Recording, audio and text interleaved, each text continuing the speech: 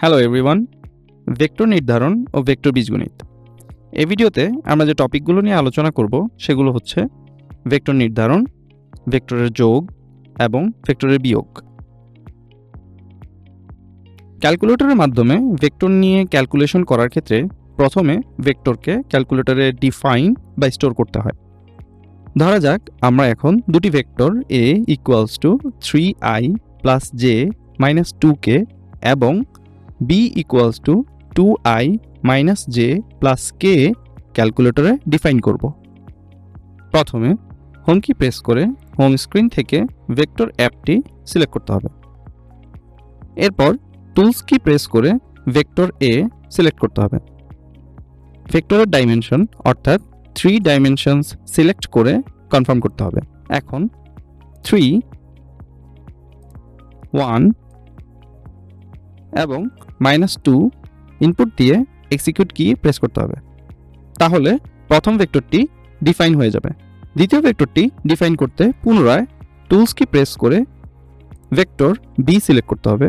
এরপর ডাইমেনশনস অর্থাৎ 3 dimensions select করে কনফার্ম করতে হবে।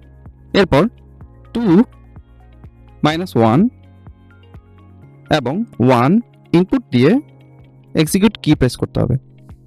তাহলে দ্বিতীয় ভেক্টরটিও ডিফাইন হয়ে যাবে। যেহেতু ভেক্টর দুটি ক্যালকুলেটরে ডিফাইন অথবা স্টোর করা হয়ে গিয়েছে, এখন আমরা ভেক্টর দুটির যোগফল নির্ণয় করব। প্রথমে ক্যাটালগ কি প্রেস করে ভেক্টর অপশনটি সিলেক্ট করতে হবে। সেখান থেকে ভেক্টর এ সিলেক্ট করে প্রথম ভেক্টরটিকে কল করতে হবে। এরপর প্লাস দিয়ে পুনরায় ক্যাটালগ কি প্রেস করে ভেক্টর অপশন সিলেক্ট করার পর ভিসিটি অর্থাৎ ভেক্টর বি সিলেক্ট করতে হবে। অতঃপর যোগফল পাওয়ার জন্য এক্সিকিউট কি প্রেস করতে হবে। ভেক্টর যোগের মতো ভেক্টর বিয়োগও নির্ণয় করা যায়। সেজন্য প্রথমে ক্যাটালগ কি প্রেস করে ভেক্টর অপশনটি সিলেক্ট করে পরবর্তী স্ক্রিন থেকে ভেক্টর এ সিলেক্ট করতে হবে। এরপর মাইনাস চিহ্নটি দিয়ে পুনরায় ক্যাটালগ কি প্রেস করে ভেক্টর অপশনটি সিলেক্ট করে পরবর্তী স্ক্রিন থেকে ভেক্টর বি সিলেক্ট করতে হবে। অতঃপর বিয়োগফল পাওয়ার জন্য এক্সিকিউট কি প্রেস করতে হবে। সঠিক ক্যালকুলেশন পাওয়ার জন্য সকলকে ক্যাসিও এর অরিজিনাল ক্যালকুলেটর ব্যবহারের জন্য অনুরোধ করছি।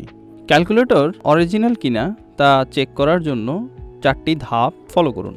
প্রথমে ক্যালকুলেটরের হোম বাটন প্রেস করে হোম স্ক্রিনে যেয়ে সেটিংস বাটন প্রেস করলে একটি কিউআর কোড জেনারেট হবে। তারপর সেটি স্মার্টফোনের মাধ্যমে স্ক্যান করতে হবে এবং লিঙ্কে ক্লিক করতে হবে। লিঙ্কটি ক্যাসিও ওয়েবসাইটে নিয়ে যাবে। সেখানে স্ক্রোল করে নিচে গিয়ে চেক লেখাটির উপরে ক্লিক করতে হবে। সর্বশেষে যদি নীল টিক চিহ্নটি দেখায় তাহলে বুঝতে হবে ক্যালকুলেটরটি অরিজিনাল। ভিডিওটি দেখার জন্য সকলকে ধন্যবাদ।